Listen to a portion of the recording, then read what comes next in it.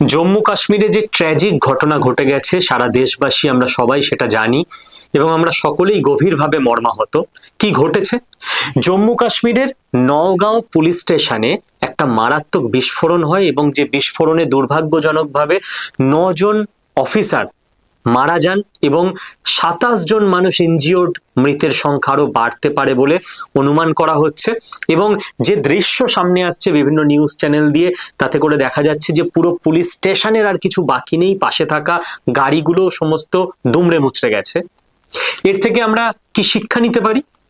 এর থেকে আমরা এইটাই শিক্ষা নিতে পারি যে আমাদের অফিসাররা ফরিদাবাদ থেকে যে 2900 কেজি বিস্ফোরক উদ্ধার করেছে, যে বিস্ফোরকটা নওগাঁও পুলিশ স্টেশনে মজুত করা হয়েছিল, যদি ওই বিস্ফোরক উদ্ধার না হতো এবং যে 32টা শহরে আমাদের দেশে বিস্ফোরণ ঘটানোর পরিকল্পনা জঙ্গিদের ছিল, তাহলে সারা দেশে কি ভয়ানক জিনিস ঘটতে পারত।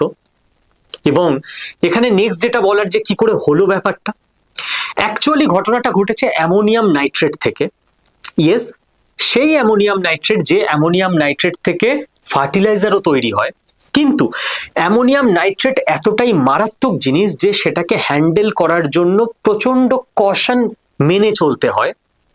এক্ষেত্রে বলা হচ্ছে যে যেভাবে মজুত করা ছিল অ্যামোনিয়াম নাইট্রেট, এবং ফরেনসিক দল এসে যখন সেই অ্যামোনিয়াম নাইট্রেট পরীক্ষা করতে গেছিল, তখনই বিস্ফোরণ হয়েছে সেই ফরিদাবাদ থেকে জঙ্গিদের হাত থেকে উদ্ধার করা অ্যামোনিয়াম নাইট্রেট।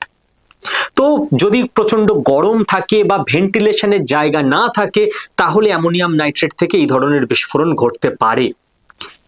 ভবিষ্যতে অতি অবশ্য ভারত সরকারের বিভিন্ন ডিপার্টমেন্টের যেটা উচিত, নিরাপত্তা বিভাগে আরো রিক্রুটমেন্ট বাড়ানো, নিরাপত্তা বিভাগে যারা যুক্ত তাদেরকে আরো ট্রেনিং দেওয়া এই সমস্ত বিস্ফোরক জিনিসপত্র ভালোভাবে হ্যান্ডেল করার জন্য, এবং 3, আরো পর্যাপ্ত যে সমস্ত ইনফ্রাস্ট্রাকচার আমাদের করা দরকার দেশের, সেই সমস্ত কিছু তৈরি করা।